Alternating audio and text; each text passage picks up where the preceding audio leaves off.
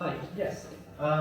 So I just arrived, so I haven't met most of you, and I'm not 100% sure how much introduction to give. So I'll start with just a bit on general introduction for star formation.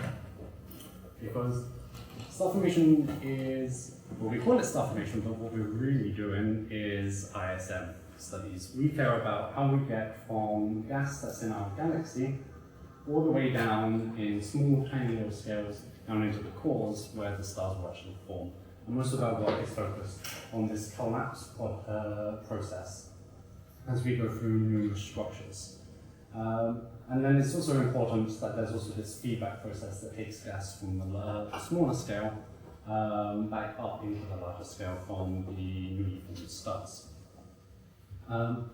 And as well, it's very important that this diagram should be a lot more complicated because everything from this side is affecting everything from this side as well. And I'll be focusing on this collapse process because it's a hierarchical collapse. We have multiple structures on the way as we go from the general ISM, where there's three phases, the dense gas being formed mostly in giant molecular clouds, and then down to the cores.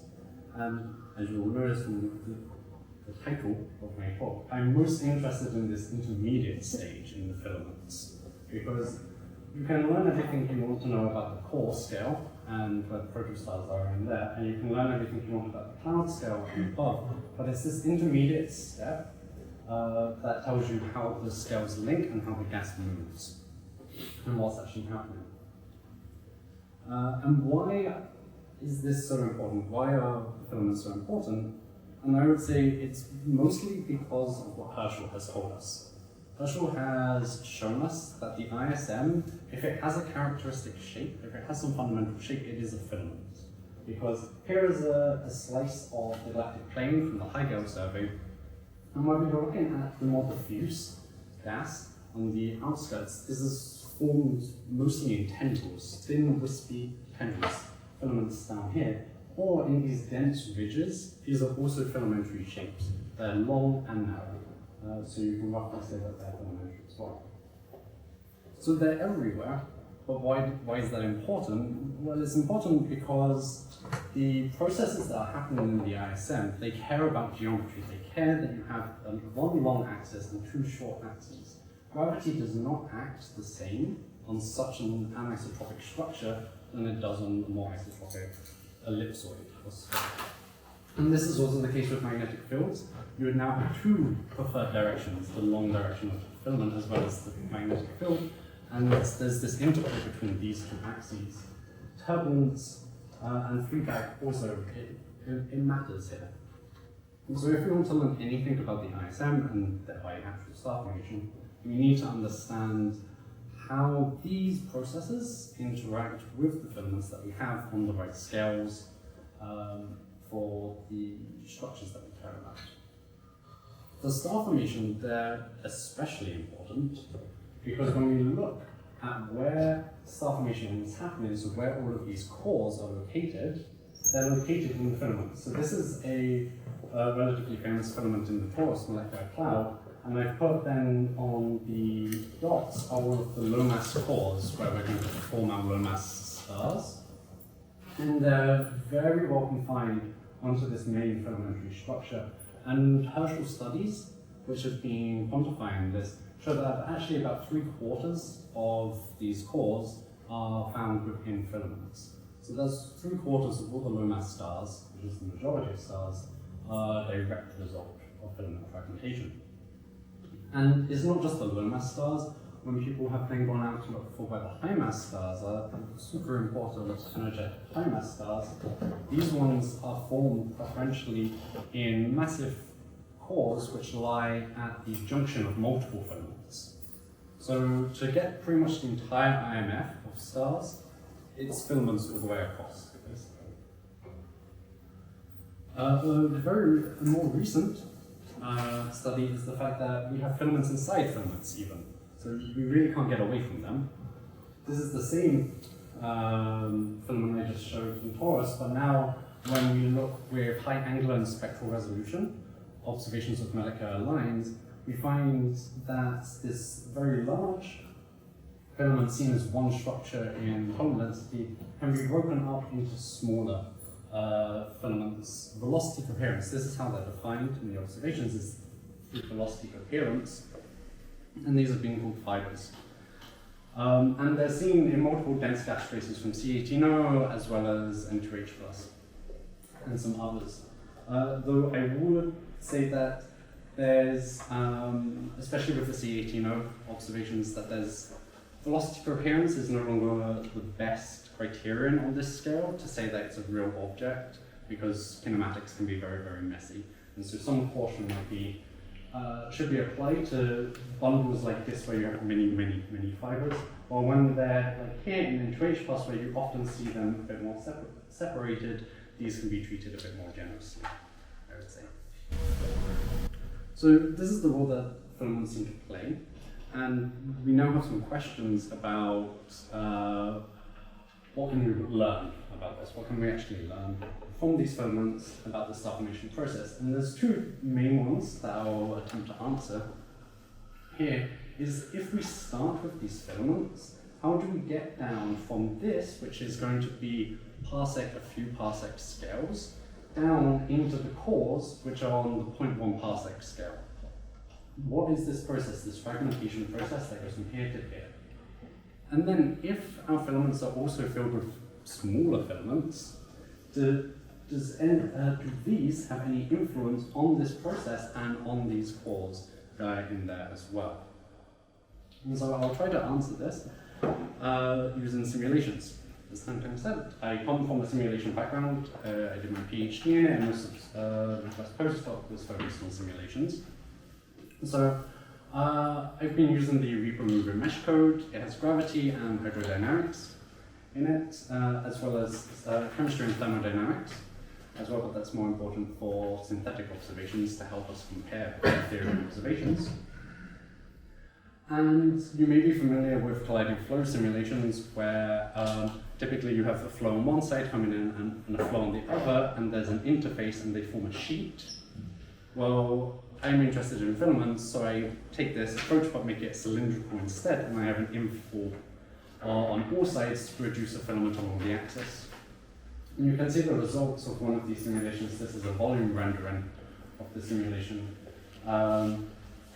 Here, and all of the structures that are formed inside this filament. So you get a lot of these additional small filamentary wispy structures in there, as well as denser, over-dense regions, which are the pores.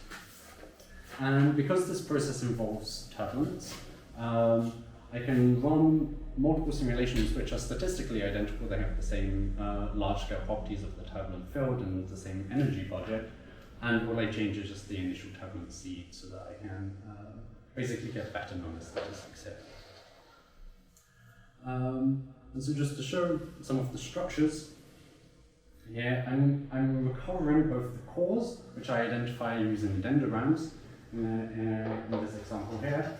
So the red outline is the dendrogram leaf, with the black dots being the center of the cores. And then with the subfilaments, I use a commonly used tool called Disperse that helps pick out filamentary structures in both 2 and 3D.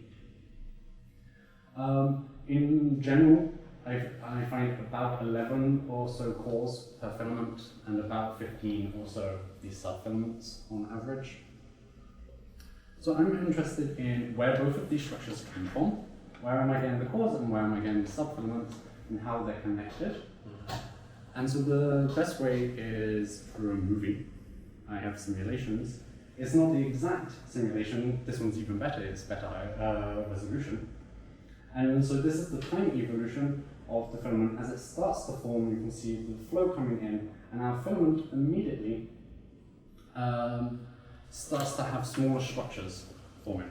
And they're forming at the same time. So we have both these over-densities that go on to gravitationally collapse. So here you see, this is when the movie stops, this is when the gravitational collapse starts in this core here, as well as a large number of smaller, wispier features within the filament, which are these smaller subfilaments.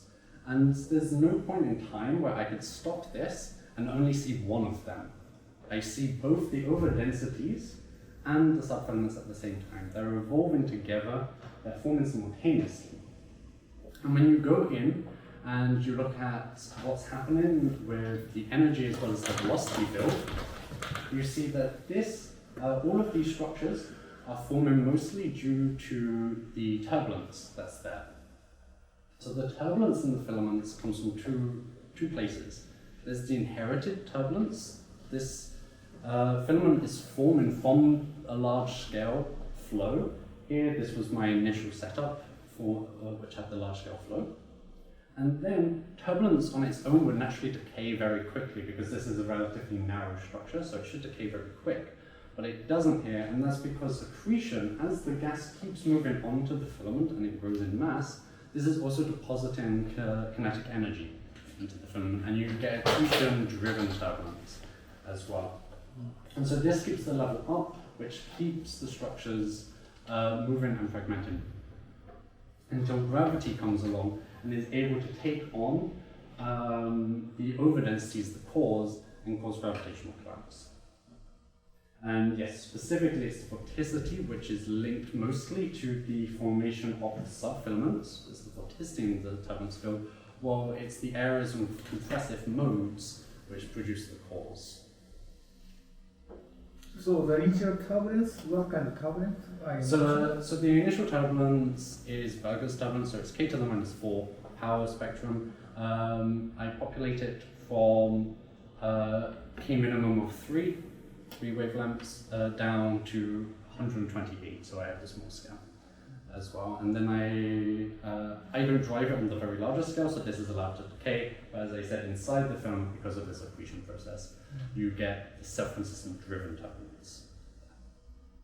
So what's the density profile in the initial setup? In the initial setup, it's a 1/r profile, and this is done because then I have constant accretion rate no matter the radius. So it was just for ease of initial conditions. But quite quickly, as you can see, you get the dense filament forming in the beginning, towards the axis, and so you get a flattening at this top, and then it becomes steeper until it then levels to the r to the minus 1 outside the filament. So in the 2017 paper, I showed radial profiles for different ratios between the gravitational energy and the kinetic energy. So when gravity dominates, you get very steep profiles, and when turbulence becomes roughly equal to gravity, you end up with shallower profiles. But I'll talk a bit about profiles later in the observation side, but trying to characterize this mess with profiles can be a bit tricky. So I'm specifically interested, one of the questions I was asking is how are the two structures linked? How are these cores linked to these subfilaments? And so the way I go about this is to turn this rather like discrete line plot of all of the subfilaments into a surface density.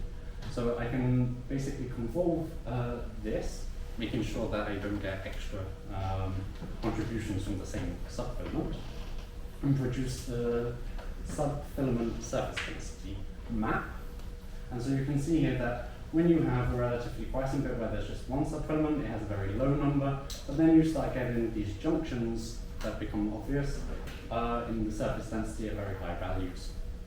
And I can look, okay, I know the location of my core, let's have a look at what this surface density term is at the location, so I can try to work out where the cores are in relation to the subfilaments. And that's this plot that you see here. This is a density function of the location of the cores, the subfilament surface density. And you can see it has some structure to it, and the cores come mostly in two forms. You get a lot which have a surface density close to 1, which would mean that it lies basically just on top of a single subfilament. And of these smaller subfilaments, it lies just straight on top of it. And then you get the ones which are 2 and above. And so these cores, they the hub cores, these are the ones that are lying in these messy regions over here, where we have lots of subfilaments all joining together, and I get all of these cores. So these would be the ones which would be classified as hubs, while these more quiescent ones would have the smaller sub-filament surface densities. The contribution is roughly equal, where we have about a third of them being isolated and roughly 40% being hubs, and then you get these intermediate ones which might lie closer to, a bit further away from the hubs. How about the mass? Yes, over there. Yeah.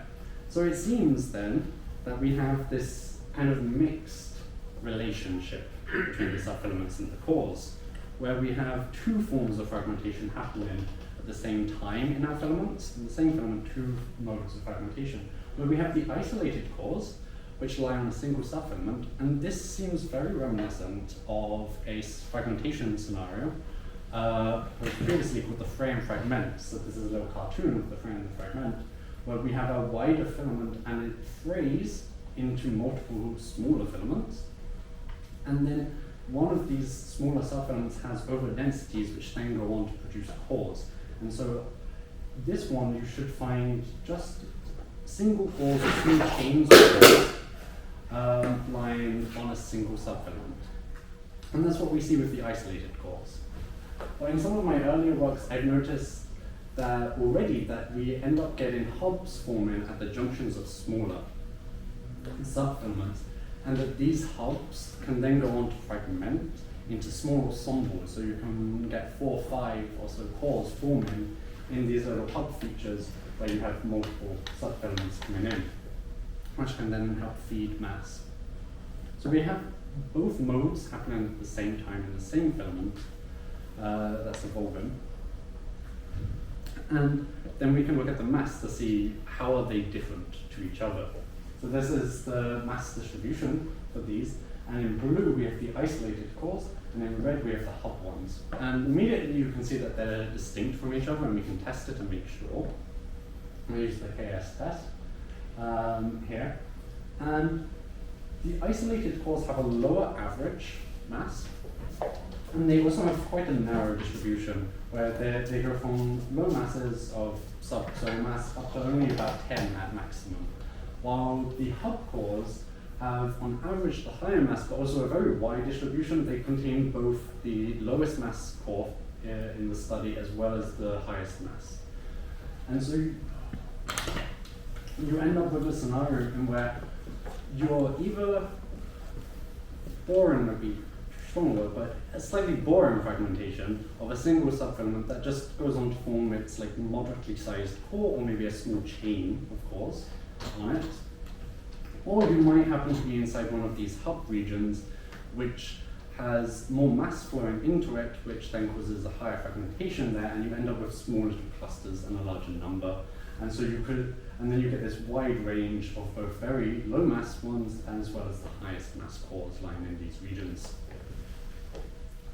Another property to look at as well is if fragmentation occurs on any specific length scale, because when people started looking at filaments and their connection to star formation, they started with analytic and some numerical works on equilibrium filaments. And one of the really surprising and interesting results out of them was the fact that there exists a most unstable mode, and it isn't the largest mode. So in a sphere, the largest perturbation is the one that collapses the fastest, and so you always end up, if your structure is globally unstable, they will collapse all at once.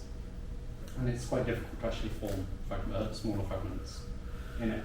Filaments, though, have a certain mode, which is not the largest, in which they most like to fragment into, and this results in roughly quasi-periodic cores. So this is one of these early simulations, where you have roughly periodic cores. They come roughly in groups of 2 because of slight asymmetries in the initial conditions, leading some core pairs to form towards each other as the time goes on. And later additions to this, which looked at, they didn't include the equilibrium requirement, so they got rid of non-equilibrium, showed that it was a bit more messy, but you can still get scenarios in which characteristic fragmentation occurs. That you have this characteristic fragmentation length scaling. And that's typically when gravity dominates over things, and you'll end up with nicely spaced cores. The problem, though, is that when Herschel observations are used to study this question, they don't find many examples of nicely periodically spaced cores. Instead, the cores are just everywhere and kind of randomly placed. And so we want to know, like, is it just because these are wrong? Maybe because the filaments aren't in equilibrium, which is probably a very good thing. They are probably not in equilibrium, the real filaments. And so this is probably why it's not the case. But here I have the simulation which has a bit more complicated physics and this interplay between turbulence and gravity. So the very first thing I do is I straighten out my filament. So when you're studying filament fragmentation, unfortunately filaments are not straight in space and they curve and wibble and wobble. And this makes it slightly annoying. So the first thing to do should always be to straighten out the filament so that one has the longitudinal axis and the radial axis. And then you can map your core location onto these. And you can use these to perform your clustering analysis. And so I studied specifically this problem of how best to identify characteristic fragmentation left scales previously. And the conclusion was to use these three methods: the nearest neighbor distances, the minimum spanning tree distances, and the two-point correlation function. If you use typically these three altogether, you can quite reliably find characteristic fragmentation length scales. And looking at these two, you can see that they're peaked, and so you might then go, oh, there is something. There is a peak in this distribution, but they can't pass a null hypothesis test of randomly placed cores. If I have 9 cores in this filament and I randomly place them along this axis, I would get a distribution that is not that dissimilar from this one, actually. And the same result can basically be seen in the two-point correlation function where you have this error and there's nothing that's strongly clear there. So we have no clear sign of any characteristic fragmentation length scales, which is consistent with the observations from Herschel that show the same. I think the idea here is the fact that the fragmentation, as I showed earlier, it's mostly set by the turbulence that is both inherited and driven, and turbulence is inherently a more random process. It's only when gravity becomes involved should we expect periodic fragmentation to occur. Can you explain again what is your null hypothesis? That you would have this number of cores Yes, in a why filament this of this length. Why this number? Why 9 cores? Because we've observed this many cores in this filament, and so I would like to compare against, if I had this many, what signature would there be if they're randomly This spaced? is not exactly null hypothesis, right? So once you decide to place 9 core, you more or less know what is their average separation in the renders. Yeah, but this is important because otherwise I have this extra information to not use the information of the number of cores that exist in the filament, and to also not use the information of the filament's length, would not be able to compare against, wouldn't be comparing apples and apples, basically. So true, this isn't like the most null hypothesis. I am using some information about the scenario that I'm studying, but I am trying to compare, okay, if I just have this number of cores in this filament, what should I expect out of it? And then compare against that distribution. Yep. Yeah, but here you say that you straighten the filaments and then Yes. measure distance, but I don't think there is such a luxury in observations. You definitely have the problem of projection. So this straightening was also done in projection, and part of this study I also looked at line of sight. I did this at multiple lines of sight and showed that this doesn't change any of the results. In all cases I always found no characteristic length scale. Yeah, but yes, 100% this is one thing to always keep in mind with the observations, unfortunately. What can you say about the calcium? Of the fragmentation? Of forming stars? So the timescale for the formation of the cores, at least, occurs on an accretion timescale. So you need a filament to get to a certain linear mass before it becomes unstable to fragmentation. And so this one depends on your accretion rate. And then once you've got to the cores, because they're roughly spherical structures, or at least they're low aspect ratios, then it would be on the free-fall time of those cores. So these would be the two time scales to consider. So I think we can answer these questions, or at least provide a partial answer to them, that to get from filaments down into the cores, it's mostly this turbulent process with gravity, of course, aiding. That's both inherited and accretion-driven, and this leads to the simultaneous fragmentation of the inter-subfilaments and cores. And when we look at the connection between the smaller filaments and the cores, we see this mixed mode of isolated cores on a single subfilament and hub cores at the junctions of multiple ones, and this determines their mass and also whether they're clustered or not as well. So this was some of the simulation work that I've been doing, and I've also been doing observational work. And so I will jump now in scale, basically. Oh yes. Before we move on to observational part, in simulation, is cooling an important process? Not massively. So as these filaments, the ones that we're simulating here, they're of the order of 3 parsecs or so. So these are imagined to be filaments lying within a molecular cloud already. So we have a small temperature gradient from 20s to 30 Kelvin on the outside down to 10 or so on the inside. So there's no great temperature gradient. Yep. The subfilaments you identified as using these velocity coherent features based on the observations. I'm curious, in your simulation, are these subfilaments sort of stable entities, or these are just transient phenomena?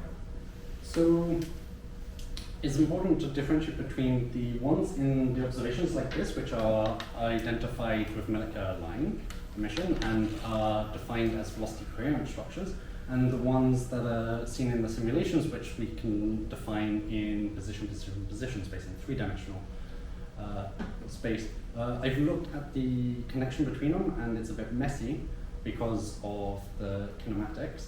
But so what we see is that the ones in position space in the simulations, these are a bit more stable because they are actually a real density enhancement structure.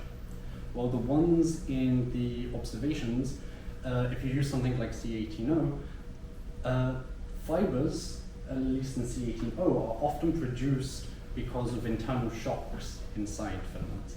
And this then makes them intermittent structures. They are not truly tracing the density enhancement, they're instead tracing the shocks within filaments. You mean higher temperature? Hmm? Because of temperature and shock? No, so the thing is that the filament as a whole is already a dense structure, so all of the gas inside the filament is going to be traced by one of these traces. Then, if the filament has this turbulence, which is driven by accretion, you'll end up with relatively coherent shocks because the accretion is driven from basically clumpy material falling in, and so you end up with these kind of coherent shocks moving through the filament. And if your tracer is tracing all of the gas, you're going to trace both the pre-shock and the post-shock gas, which then immediately appears as multiple velocity components. And that's exactly how these are defined, as velocity coherent structures form multiple velocity components. And so these are actually, at least in C18O, this one is in 2H+, which I trust a bit more, but at least in C18O, I think you'll find lots of multiple velocity components, and they're mostly actually telling you about turbulence inside the filament and not structures. Yep. So a couple more questions. So in terms of the subfilament of fibers, in the simulations, what's the density contrast between the fiber and sort of the interfiber? I don't have a number off the top of my head. I can go back and look at one of my earlier papers where I looked specifically at the subfilaments. Is there a characteristic length for this one? I found no obvious sign of this in the distributions of them. So yeah, in the observations, I'm going to jump now to a much bigger scale in the observations, specifically Herschel observations. and talk about giant microfilaments. Because astronomers are very bad at this, they are exactly as they sound. They are filaments which are mostly molecular and they are giant. And so we define them as roughly greater than 10 parsec. And they're very, very common throughout the galaxy. And the one I've been studying is G214.5. This one that you can see in the Herschel RGB image. It's roughly 35 parsecs long. It's in the outer galaxy, which already makes it quite rare. Very few outer galaxy structures have been studied. It's kind of nearby, only 2.3 kiloparsec away. And from large-scale CERO surveys, we know that it's velocity coherent, and as well as being quite massive. And from other surveys, we know that there doesn't seem to be any signs of high mass star formation in it, despite its high mass. One thing that you'll notice from this is that it has a really interesting morphology, I think.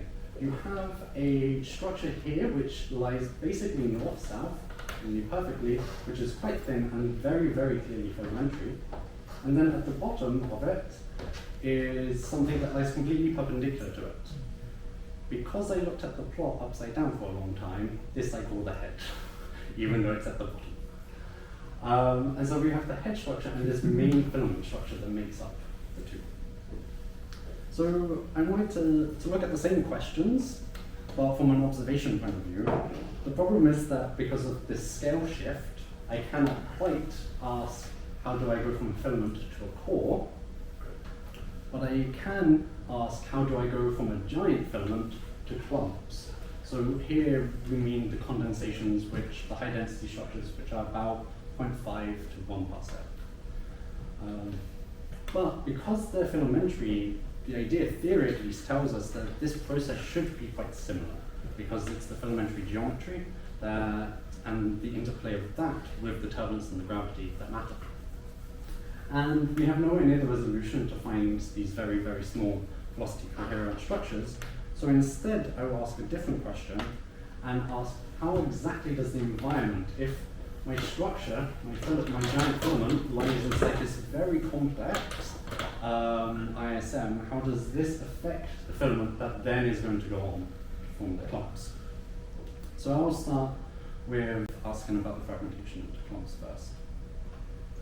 So here's the column density map of the structure with the AV=1 contour shown, and so it really highlights the dense GMF, and we can then get a mass estimate off of it of about 16,000 solar masses for this structure, which makes it relatively massive when compared to other giant molecular filaments. It's basically the median of these, but for the outer galaxy, it makes it the third most massive giant molecular filament known in the outer galaxy. And we can then look at the star formation activity that's in it. So I did this using the 70 micron sources to find the protostars. So these are, just look at the blue ones, these are the protostellar objects. And there's two things to note. One is that there's very few of them. In this structure that is 16,000 solar masses, there's only 13 suspected protostars. And they're also nearly completely located within the filament structure and not this head structure. There's a very uneven distribution of them. So just to really emphasize the quiescence of this, this cloud, when we compare it to some more known structures, it basically has the same mass and size as Mon B1, Mon R2, and Serpens as well. And yet, if we pick out Serpens, that has about 10 times as many protostars in it. And checking their fluxes and the like, it isn't just because it's a nearer source. You should expect a lot more here as well. So looking at the fragmentation of the clumps, here zoom in a little bit on the filament itself and the head structure, and you see the contours showing all of the clump structures. So like I said, the median size of these is about 0.5 parsec, so we're going from this 35 parsec down to the 0.5.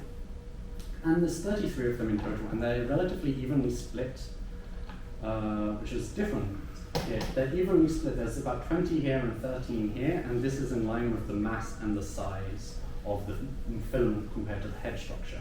So the fragmentation, at least the number of them, is looking similar here. But when we put those protostars into the clumps and define them as protostellar clumps, so these are the green ones, it's very obvious that we have a high star forming fraction here and a low star forming fraction in the clump populations. Looking at the clump statistics, there is not much difference actually when you look at the clump mass, their radius, their temperatures. Nothing actually is very different. So the clumps that the fragmentation process is producing, at least in column density, are looking very similar. And yet this one is producing a lot more protostars. One other thing to note is that they have a very low luminosity to mass ratio, and this is an evolutionary tracer. So a low Seamus Clarke suggests that these clumps are an early stage in their evolution. So I can do what I previously did in the simulations, and I define the spine. So now I ignore the head, because this is clearly not a filament, this part, and I focus purely on the main filament structure of the spine, and I can straighten it out and use the 3 techniques. And once again, I find that there's no obvious sign of any characteristic fragmentation length scale. So this is consistent with the fragmentation that we see in the smaller scale filaments, as well as the simulations that I just presented as well. So I would conclude that the formation of these clumps is also probably a turbulent process, with gravity then leading to the formation of the protostellar ones, the collapse of the protostellar ones. Next, I'll focus a bit more. If we want to focus a bit more on how the environment is shaping the filament, we need to know a bit more about the filamentary structure. And if I take it and I straighten it out, I think it becomes apparent that the filament can be split into 2 halves. And when you go back to the unstraightened one, you can see it quite clearly. There's this upper region which is very dense and has a very consistent spine to it from about here onwards. And it's very consistently fragmented into a number of clumps. But then we have a lower half, this part here, which is quite disjointed. It has a lot of fluffier material lying towards its sides. And when you look at the temperature, there's also this shift between colder dust to warmer dust, showing that there's a difference in the shielding as well. This is more embedded, while this is less embedded. And I can try to quantify this difference between the two using the radial profiles, which is what you can see on the right-hand side. So the dotted black lines, this is the radial profile at every single bit along the spine. And then the colors show the mean values of these. And so one thing that you'll note is that there is actually a large amount of variation along the filament. It is quite hard to say a filament has such and such profile. But you can try to characterize the profiles, which then can more easily allow you to compare between, in this case, between 2 parts of the filament as well as 2 other filaments. Another thing to notice is this split, once again, in the upper section and the lower section of the filament, where the upper section is very, very narrow and quite symmetric. The left and the right-hand side are very, very similar. But as you go into the lower section, we have an asymmetry with this wide side on the left, which also has a very high value for the background, and then a much steeper fall on off to the right-hand side, which is narrow. And I would argue that this type of profile is reminiscent of other profiles that have been seen in different environments, where we know that compression, external compression is occurring, that you have a steep profile on one side and then the shallower and more extended profile on the other side. So this one is an example from RCW 120, which is on the shell of H2 region, and this one is in the pipe nebula with winds, from stellar winds, from outside of the cloud. And so I'd argue that this is evidence that we have compression that seems to be affecting near exclusively the lower section, and does not seem to cause much of an issue with the upper section, coming from this direction. And it compresses on this side, and then we have the large background on the other side. When I search for what's happening in the environment around this, they found a catalogue from the Leiden Argentina Bonn H1 survey, which was nice enough to produce a large catalogue of H1 superbubbles that exist in the outer galaxy. And you can see here the ellipse that comes from this catalogue. The background image is the WISE 12 micron, as the data that I was able to find that covered such a large scale. So you can get a very full view of the size of the superbubble.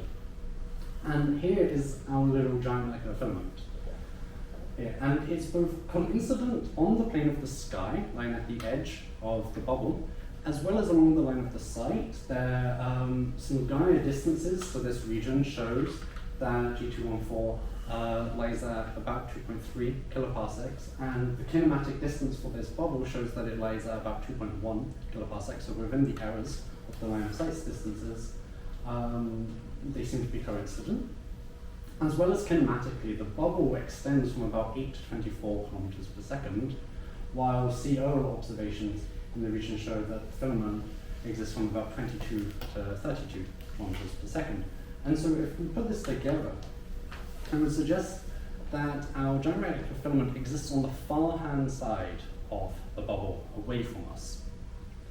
And we're looking at it possibly interacting with this large-scale motion in the H1, which I'll point out, this isn't humongous expansion velocities. This is not something like stellar wind or H2 regions. This is a much more gentle, but very energetic. Because of the scale of the things, the energy from these H1 superbubbles is it needs many supernovae to have gone off in the past to push so much gas. But it moves at a relatively leisurely few kilometers per second, where it's quite persistent. If we zoom in then, the general bubble direction, of course there's the line of sight issue, but the general bubble direction will be coming from some angle on this side towards the filament. So we have the upper filament, the lower filament, and the head structure. And if we think then about the interaction of the two, we don't see much in the upper filament. We see a symmetric profile with lots of fragmentation, and all of the brightest and most evolved sources are here. So I would argue here that we have a situation where gravity is able to keep this section together, and the interaction isn't doing too much. While in the lower filament, we see that compression radial profile, as well as a lot of flocculent material lying on the opposite side. Okay, and so we would have a compression on one side and simultaneous ablation occurring as material is stripped from the filament. While the head structure, we could then, this would have been completely destroyed, basically. This would have been a structure that has been completely stripped and ablated to form this kind of odd feature that lies perpendicular to the rest of the filament. This type of interaction has been seen in some recent simulations of filaments interacting with shock waves of roughly this order. And so this is a time series, and you can see that I'll point out that one downside of these simulations is that they did not include gravity, which I think is going to play an important role in this. But at one time point, we see compression with some ablation occurring. You get a turbulent wake as material is stripped. But you can also, despite the fact that the structure didn't start aligned with the shock direction, after enough time, it can be ablated into something that actually lies completely perpendicular to its original direction.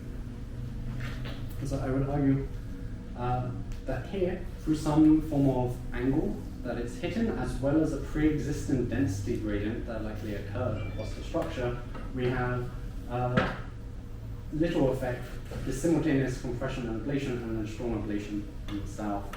And I think this really highlights the bubble filament idea. That there was a talk by Saka-san last Friday that you might have seen. And I'm part of the PP7 review chapter that's talking about this as well.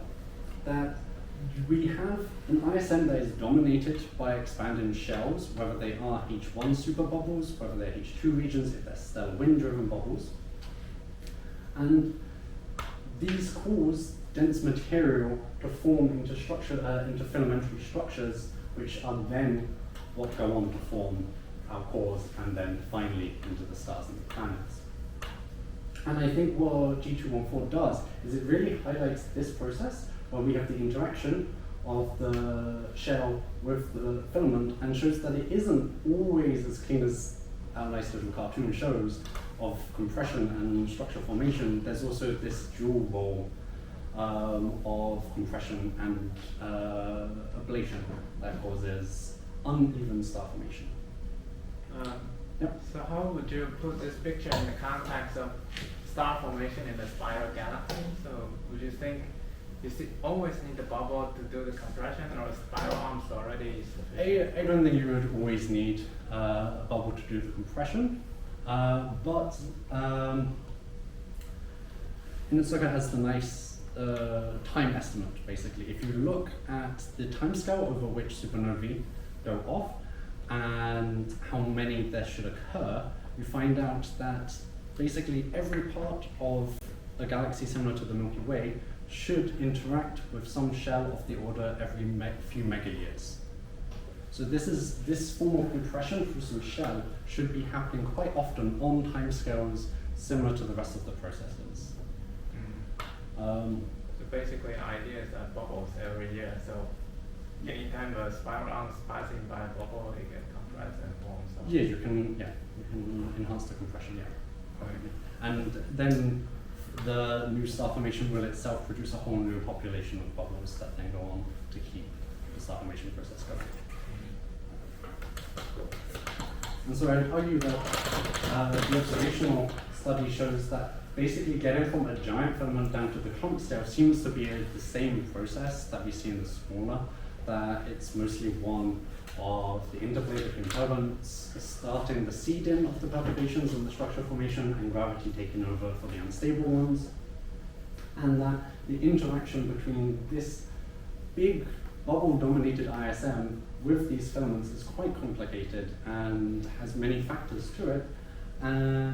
And you have to always consider both the net positive and also the negative interaction terms. And it often has an impact on the star formation potential of these giant molecular filaments. With that, I finish.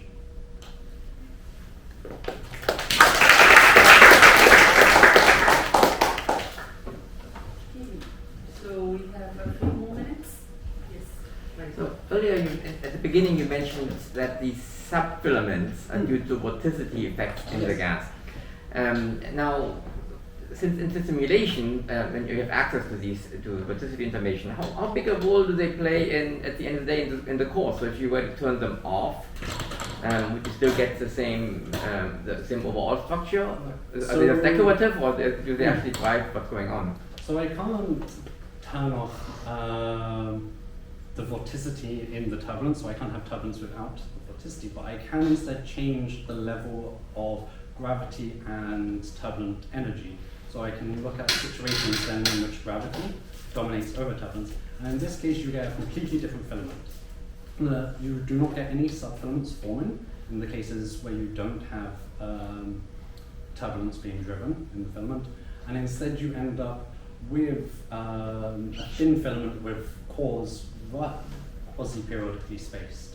So these are the two extremes, that you should end up with quasi-periodically spaced cores in very gravity-dominated regions, and then you should end up with this messier picture with subfilaments and cores when you have turbulence, becoming roughly equal energy to them. I narrowed down the vorticity being the most important by because I have the information of the exact nature of the 3D velocity field. I can work out the properties of it, such as the vorticity, as well as the divergence of it, as well as the gradients of these terms, and I correlated these with the density enhancements. And this is how I found out actually that it was vorticity, or specifically the gradient in the vorticity. You need two areas which have a strong gradient in vorticity to end up gathering the material that helps form the sub-filaments.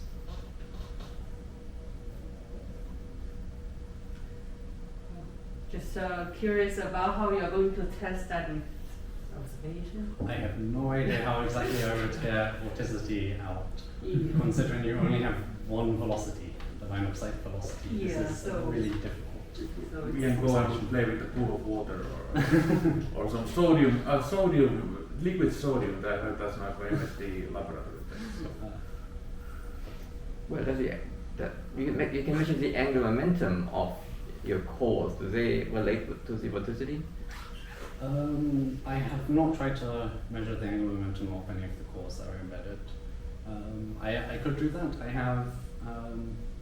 I have much higher resolution. The movie that you showed is that I showed is actually a very high resolution simulation that has I think it's 0.5 AU resolution for it, because I was specifically interested in the transport of material into the core, so I could then use those to calculate the angular momentum. Yeah.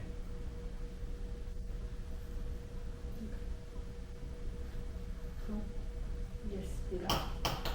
Just a very general question. Because in your simulation, I guess you didn't put the magnetic field. Yeah. So do you have any comment on how magnetic field Yeah. at least like small scale actually is both So- vorticity, even evolution? I haven't considered magnetic fields in this case. For one, it's the fact that observations do not currently give us the information we need for good initial conditions here, because there's this difference in on the very largest scales from, say, Planck, we see constantly perpendicular magnetic fields to filaments, but then smaller scales, it becomes a lot more jumbled, and at some point the perpendicular nature has to change directions. And so that was one thing I worried about what initial conditions I could use so that I could actually compare. Another is that the magnetic fields here, it may be a controversial thing to say here, but I do not think magnetic fields play a humongous role in this process, at least. I believe that what their main thing is to slow down the process. So from simulations that I'm a part of on mostly slightly larger scales, is that if you compare a simulation with magnetic fields and one without magnetic fields, it's just that the magnetic field one is lagging behind by some time. And so it typically just slows everything down. And when we do energetics of the structures, we find that on no scale magnetic field energy was ever the dominant, and it was always kinetic or gravity. So I think it was both complications from initial conditions and a belief that they're not going to be that important. This way. Yeah, I mean, I don't work in this field, but there's some striking similarities to cosmological gravitational collapse, which also forms filaments and also forms cores and also has a lot of these features. But there's a fundamental opposite, that's why I'm curious about the vorticity, that cosmologically you start off with zero vorticity. And all the vorticity is generated just by nonlinear gravitational interactions. Whereas your perturbations are purely vorticity. That's what it sounded like. A turbulence is just a purely curl V field that you put in. No, the initial one is a natural mix of compressive and solenoidal fields. But because we're in this cylindrical geometry and the way that the accretion drives it, by the end, you end up forming more solenoidal features in the turbulence. But again, I think it would be interesting to see which of these features are due to. I mean, I guess you could turn off the solenoidal initial condition. I have tried also initial turbulence, which is purely compressive. Yes. And even with high turbulent energy, then I still can't form the sub-filaments. You do seem to need some initial solenoidal modes to produce the clumpy material that is then accretes onto the filament, which drives, because when you have a purely compressive turbulence in the beginning, you form kind of like too many filaments. You form like these kind of filaments that are attached to the main filament in the beginning, because compression is always going to form the filaments, and then these don't drive turbulence inside the filament because they're very localized accretion. Again, it'd be fascinating to have a discussion at some point to compare, because cosmologically, we also observe the rotation of galaxies with angular momentum, which again in this case is purely induced by gravitational interaction, because there was, well, we think there was none to start with. In your case, it sounds to me like it's probably driven by the initial vorticity, probably, but again, it's something would be interesting to, and then, we're asking how can you test any of this? My guess is that it may be testable. Okay. Yeah. Look into it. Okay, last one from Seamus. Yeah, so back to the simulation, the initial setup you have is, if I remember correctly, is this 1/r density Yes. axial radial density law with Yeah. the radial conversion Yep. flow. I'm just curious whether or how do you get this initial condition to form filaments in nature? So yes, this is definitely an idealized setup so that it can be more easily controlled for it.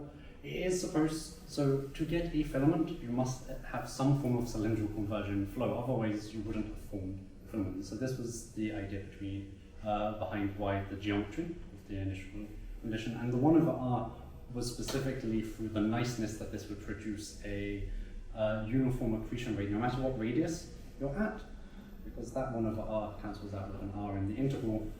You would get a constant mass accretion rate, so that, because I didn't know how big my filament was going to expand, what radial extent it would have, I wanted to still be able to know what mass accretion rate it should be experiencing from the 1/r, and this is why it was picked. I do not know exactly what effect the 1/r, I tried a 1/r squared, it didn't have a humongous effect on it, because the main thing, as soon as the simulation is switched on, is that suddenly you have the shock forming in the beginning and masses started to form into the filament itself, and the accretion process is what's driving the motion, not necessarily what the gas outside is doing. Okay, so as time is up, we have to stop here. So Seamus will be here for next few years. So you can always come by his office, the one next to the kitchen, and have a discussion. Okay, thank you.